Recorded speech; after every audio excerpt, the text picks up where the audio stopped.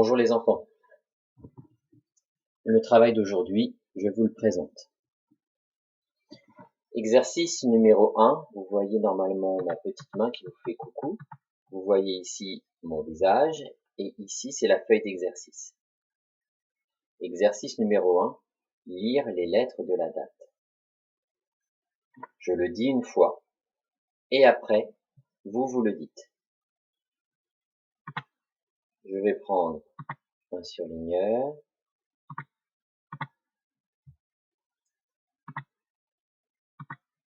Et allons-y. Cette lettre s'appelle J. Cette lettre s'appelle E. Cette lettre s'appelle U. Cette lettre s'appelle D. Et cette lettre s'appelle I. Pour former le mot jeudi. Le 1 et le 4 font partie de la famille des 10, on l'appelle 14. Et voici un nouveau mot avec la lettre M, la lettre A et la lettre I. Ces trois lettres-ci forment le mot mais. Je vous laisse faire la même chose tout seul pour cette écriture-ci et l'autre écriture qui change un tout petit peu. Appuyez sur pause et quand vous avez terminé, nous ferons l'exercice 2. Ma main présente le numéro 2 et l'exercice numéro 2. 2. J'écris mon prénom. Bien, si je dois prendre le prénom de Juliane, je vous montre comment est-ce qu'on écrit son prénom. Ce qui n'est pas intéressant, ce sont ces lettres. Ça ne m'intéresse pas. Ce qui m'intéresse, que vous devez regarder, ce sont les lettres qui ne touchent pas les lignes. Si vous en voyez, vous les montrez.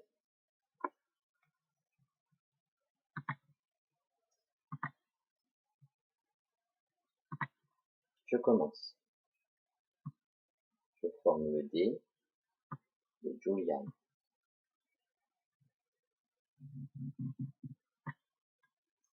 Je forme le J.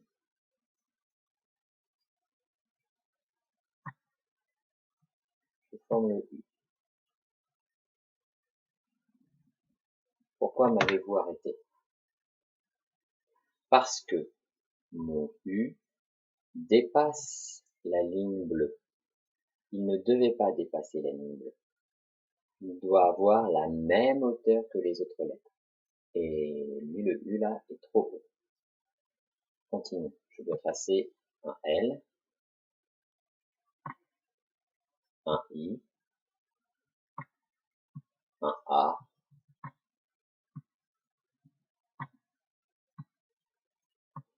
et enfin un N.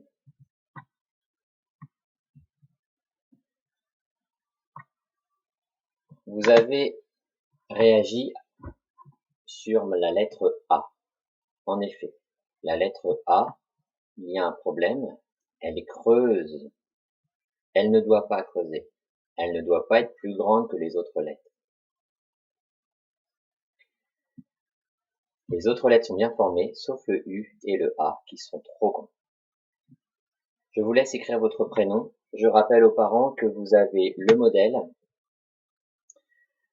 Dans les précédents mails, vous aviez reçu un fichier PDF avec l'écriture des prénoms des enfants qui présente l'endroit où ils doivent mettre leur crayon, le sens du tracé. Vous pouvez mettre sur pause pour qu'on puisse faire l'exercice 3. Exercice numéro 3. Je vous montre. Voilà. Je compte par paquet de 10 avec un adulte. Et, alors ça j'ai oublié de compléter, je vous expliquerai. L'adulte complète ci-dessous. Nombre d'erreurs la veille, c'est-à-dire mardi. Vous devrez donc écrire le nombre d'erreurs qu'il avait fait la dernière fois. Voici le nombre d'erreurs que vous devrez écrire pour aujourd'hui. Il y a une vidéo qui est dans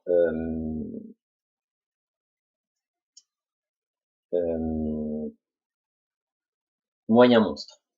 Il y a une vidéo qui est là pour apprendre à compter de 1 jusqu'à 30 par paquet de 10. Alors les enfants, si ça vous embête de faire la vidéo, vous pouvez le faire avec moi. Je le fais une fois. 1, 2, 3, 4, 5, 6, 7, 8, 9, 10. À toi.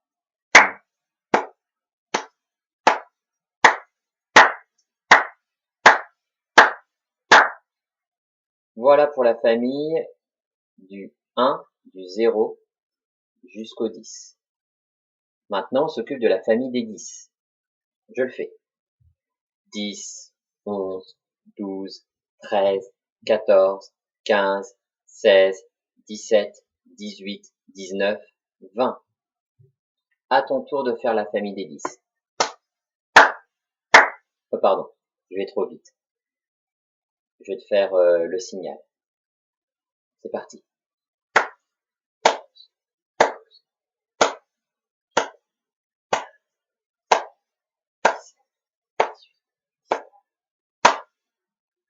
Tu es arrivé à 20. Nous voici dans la famille des 20. Je commence, je le fais, puis tu le fais. C'est à mon tour. 20, 21, 22, 23, 24, 25, 26, 27, 28, 29, 30. À ton tour. Tu comptes en même temps que je frappe des mains. N'oublie pas, on commence à partir de 20.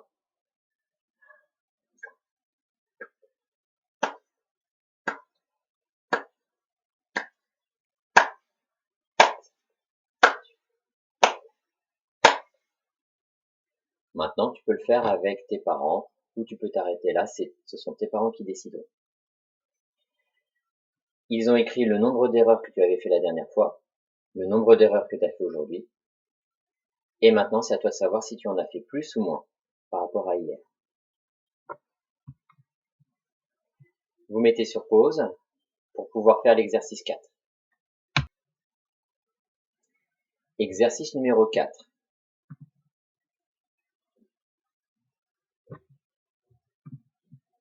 Alors, exercice numéro 4. En fonction de mon niveau, je relie les chiffres de 5 à 1 ou de 10 à 1.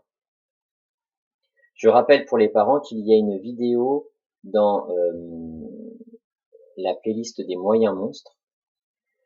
Il y a une vidéo qui présente comment est-ce qu'on relie. Alors, je le rappelle là, dans cette vidéo aussi. Les enfants, si vous ne savez compter que de 1 à 5, ou de 5 à 1, dans ce cas, vous commencez à partir de 5.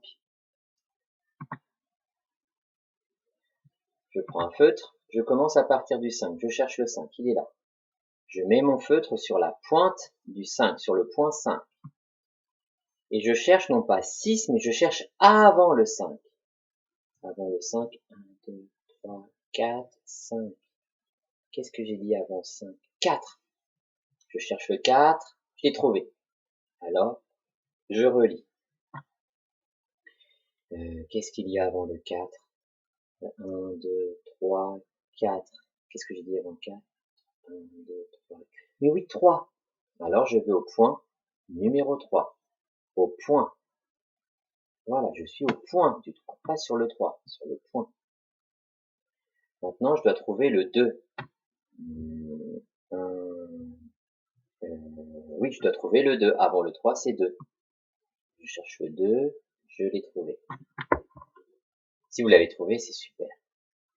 Et avant le 2, 1, 2, avant 2, j'ai dit 1. Ben, je cherche le 1. Et j'ai terminé. Je laisse mon papa ou ma maman faire le reste. Et je les regarde, ou je le regarde, je la regarde faire. Eux devront commencer à partir du 10. Ils cherchent le 10, 10, le point du 9, le point du 8, le point du 7, le point du 6 et le point du 5. Nous avons enfin l'escargot. Vous ferez de même pour le stégosaure, le dinosaure, et enfin pour l'éléphant. Si tu te sens capable de commencer à partir du 10 pour aller jusqu'à 1, vas-y. Si tu ne te sens pas capable, dans ce cas-là, tu fais à partir du 5 pour aller jusqu'au 1. Ce travail te permet de savoir compter à l'envers. Je te laisse travailler. Pause.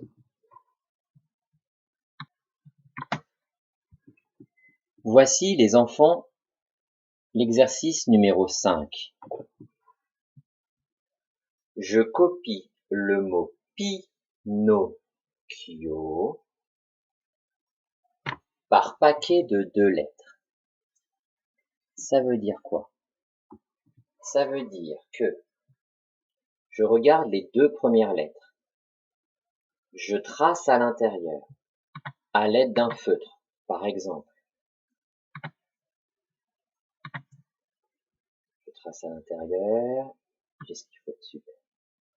Vous voyez ma lettre que je suis en train de tracer? Toujours du haut vers le bas. Ceux qui sont dans ma classe savent qu'il faut tout le temps commencer du haut vers le bas. Puis je fais le pont. Voilà. Et enfin, je fais la deuxième lettre, le I. Quand j'ai fini, je mets sur pause. Excusez-moi les enfants. C'était Madame Bouzou. Alors, maintenant que vous avez écrit les 2 lettres dans le modèle, vous devez écrire les 2 lettres sans regarder le modèle. Donc il faudra que papa et maman ou vous cachiez le P et le I. Donc imaginez que je le cache. Je vais faire un rectangle noir. Oh zut. J'y arrive pas. J'ai un rectangle noir mais j'aurais voulu qu'il soit colorié à l'intérieur. Donc je vais essayer ça. Non, c'est pas assez gros. Non, c'est comme si j'avais une feuille. Hop, je le cache. Voilà. Pour que je ne le vois plus du tout. Et maintenant, je peux écrire sous le modèle. Alors, je devais écrire quoi déjà comme lettre? C'est ça, Arthur. La lettre P. Alors, j'écris. Oh, c'est pas beau du tout. Oh là là là là. Mon travail est horrible. Faut que je prenne un feutre plus fin. Alors, la lettre P. Voilà. Je m'applique. Je dois toucher absolument les 2 lignes. Hein. Et ensuite, I. Quand j'ai terminé ça, je peux m'occuper des 2 lettres suivantes. La lettre N et la lettre O. Papa ou maman doivent vérifier si tu fais bien le tracé comme il faut, toujours du haut vers le bas. Et ensuite on cache et tu écris. Je te souhaite bon courage.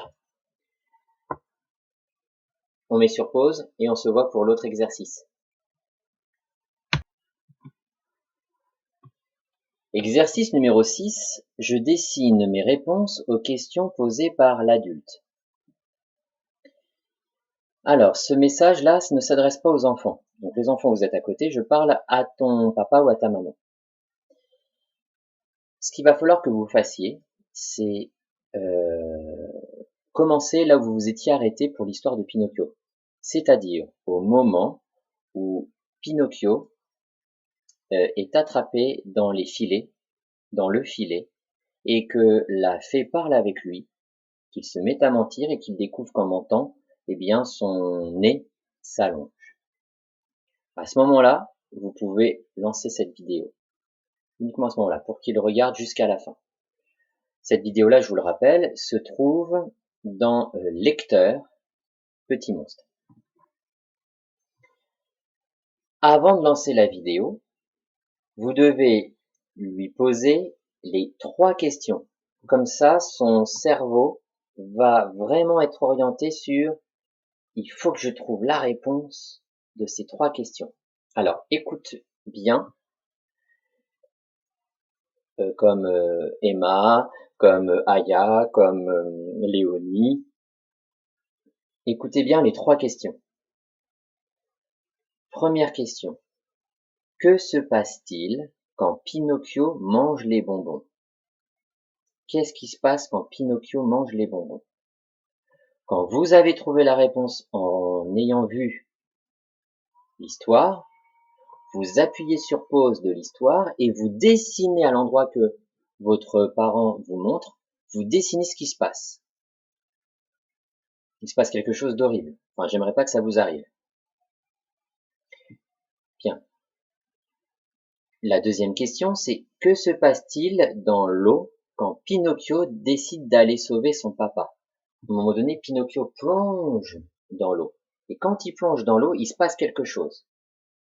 Eh bien, au moment où vous voyez la situation, eh bien, vous appuyez sur pause et vous dessinez ce qui se passe. Papa et maman ont le droit de t'aider à dessiner.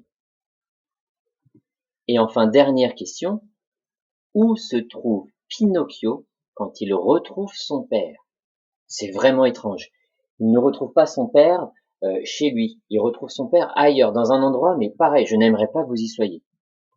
Eh bien, pareil, au moment où vous voyez la réponse et vous l'entendez, vous appuyez sur pause et vous dessinez avec papa ou maman. Si vous voulez que papa et maman dessinent certaines choses, il faut pas hésiter à leur dire. Message pour les parents à nouveau. Le but du jeu n'est pas qu'ils sachent dessiner. Le but du jeu est qu'ils puissent dessiner les éléments qui sont le plus importants pour représenter sa réponse. Je m'explique. Quand Pinocchio se retrouve, quand il retrouve son père, il faut vraiment qu'on sache où il est. Si c'est mal dessiné, peu importe, mais on veut vraiment voir où il est. Et je veux vraiment pouvoir reconnaître un minimum l'animal. Bon courage, vous pouvez appuyer sur pause. Exercice numéro 7. Je recopie les chiffres. Il faut recopier à l'intérieur des lettres creuses. Voilà, donc je vous laisse expliquer ça à vos enfants. Bon courage, je vous laisse appuyer sur pause. Exercice numéro 8. Je regarde la vidéo, je comprends la situation et j'écris la réponse dans les rectangles. Alors, la vidéo c'est pour les enfants, donc vous pouvez leur faire voir ce qui se passe. Les enfants, vous me voyez, vous voyez l'écran. Ici, vous voyez ma petite main qui entoure le rectangle jaune. À l'intérieur, il y a des cœurs. Il va falloir les compter. Vous avez vu ce gros paquet de cœurs? C'est le tout. C'est tout ce que j'ai mis. Alors, on va compter combien est-ce qu'il y a de cœurs. Allez-y, allez-y, comptez. C'est ça, tu peux le dire. Il y a 5 cœurs. Et voilà ce qui se passe. Il va falloir que vous dessiniez une flèche, comme ce que je vais faire, pour dire, vous voyez ici le rectangle orange? Il va falloir que vous dessiniez une flèche pour dire, on va mettre dans une partie du tout, on va retirer, apparemment c'est écrit, quoi? Regardez. Oui, c'est ça, c'est écrit 2. Donc ça veut dire qu'on va en retirer 2. Alors je fais une flèche, comme ceci, pour dire que j'en retire 2. Donc j'en retire 2. Mais les plus malins vont se dire, mais si on retire 2, combien il va y en rester pour l'autre partie? Attendez, il faut que je réfléchisse. Papa, maman, comment est-ce que je peux faire? Raconte-moi, mon chéri. Voilà, j'ai 5 heures. Fais 5 heures avec tes doigts. D'accord, 5 heures avec mes doigts. Et qu'est-ce qui se passe? J'ai fait une flèche pour dire que dans les 5, eh bien, j'en retire 2. Retire 2 doigts. D'accord. Je retire 2 doigts. Ah, en retirant, regarde, en retirant 2 doigts, je sais combien il va en avoir l'autre. Il va en avoir combien? 3. Bah, écris-le. D'accord, je l'écris. Et hop, hop. Et l'enfant prend son feutre et il écrira 3 pour l'autre partie. Si vous pensez que vous racontez des bêtises et que papa et maman vous disent mais non, je ne te crois pas, alors dans ce cas-là, montrez-leur. Prenez un feutre et vous leur racontez l'histoire. Eh ben voilà, dans le tout, il y en a 5. T'as compris, maman? Et dans les 5, ben voilà ce qui se passe. J'ai tracé une flèche pour dire qu'on en retire 2. Bah d'accord, Alors je les barre. très bien. Et en retirant les 2 et en les mettant dans la partie ici, eh ben je sais combien il en a l'autre. Il en a combien? Ben regarde, 3. Et c'est pour ça que j'écris 3. Ah, mais c'est comme l'exercice d'avant avec les crayons à papier et la gomme. Oui, oui, c'est ça. Les enfants, il faut leur raconter ça à papa et à maman pour les autres exercices. Les autres calculs qui sont là. Regardez. Hop, j'efface. Bah zut.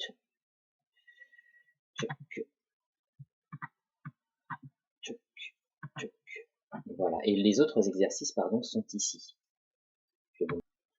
Ils sont là. Le tout et ces deux parties. Le tout et ces deux parties. Si vous n'y arrivez pas, ne vous inquiétez pas, papa et maman ont compris. Donc ils pourront vous aider. Bien.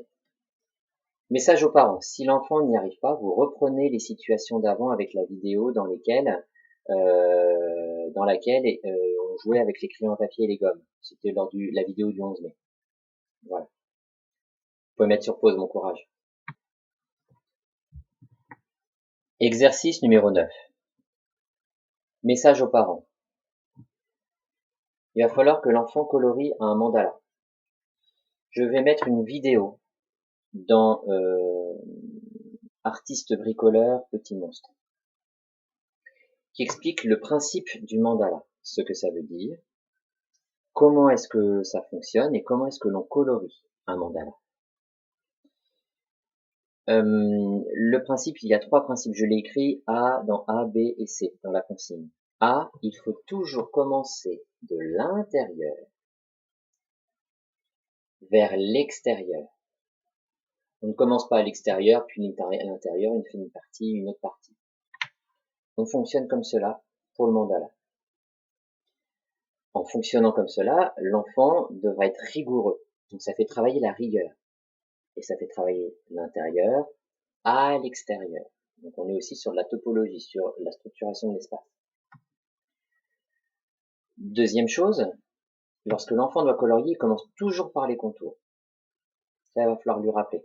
Et c'est indiqué dans, pareil, une vidéo dans Artiste bricoleur, comment colorier, séance 1. Et enfin la dernière, je colorie à l'intérieur dans le même sens. Je vous montre à peu près comment est-ce qu'il faut être avec l'enfant. Après qu'il ait regardé la vidéo, il faudra lui dire, et il faudra colorier avec lui, l'aider. Parce que le but du jeu, c'est de le faire à deux et qu'il le fasse proprement. Et le fait que vous soyez à ses côtés, ça va le motiver. Donc vous lui dites, voilà, on colorie à l'intérieur, on montre l'intérieur. On va déjà commencer par le cercle, le petit cercle. Tu vois, il y a différentes formes. On prend 2 crayons de couleur. Je choisis le mien, tu choisis le tien. Vous vous mettez à colorier par exemple celui-ci. Il voit qu'il faut d'abord colorier les contours. Donc vous vous mettez à colorier les contours et lui à côté, il va se mettre à colorier sa partie, par exemple pour éviter de se gêner, juste à côté. On choisit toujours 2 couleurs, on alterne 2 couleurs. Voilà, il fait aussi sa partie. Voilà, il fait le contour, là il s'applique. Si toutefois il est un peu gêné avec son bras parce qu'il tourne, bah dans ce cas-là vous tournez la feuille, ou vous attendez, vous faites chacun votre tour.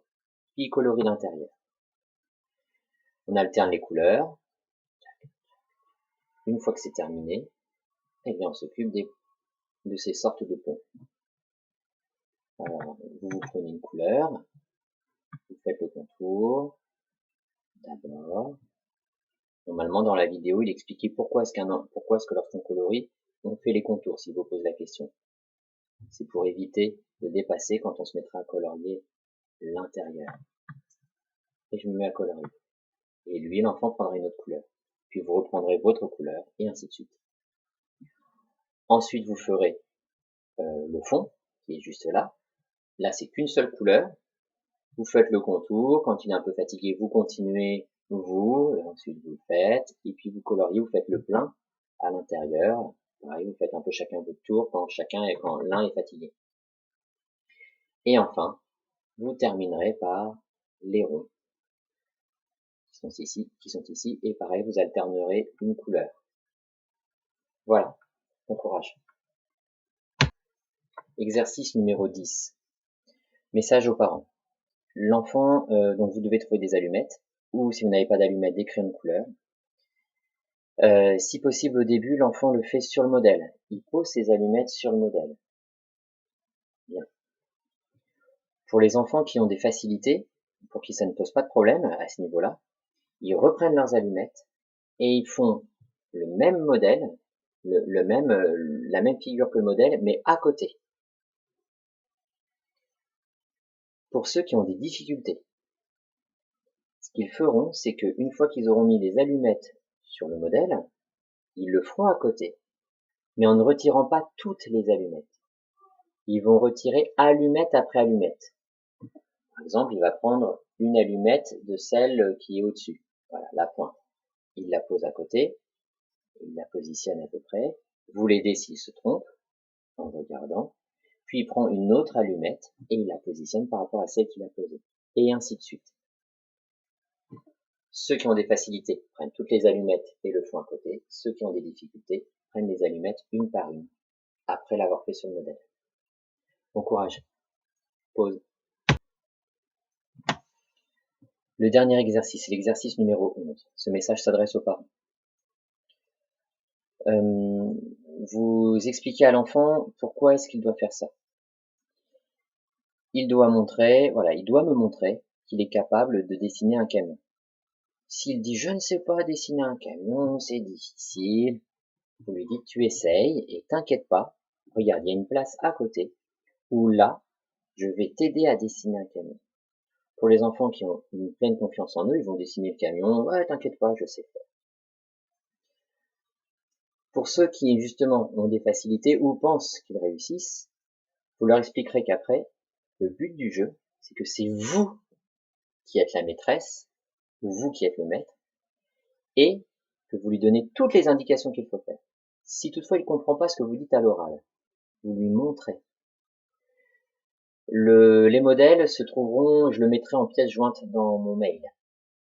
Voilà. Il y aura plusieurs modèles. Là, pour le moment, vous faites celui du camion et vous en aurez d'autres pour la prochaine fois. Je crois que c'est tout. Je vous souhaite bon courage. Et voilà. Au revoir.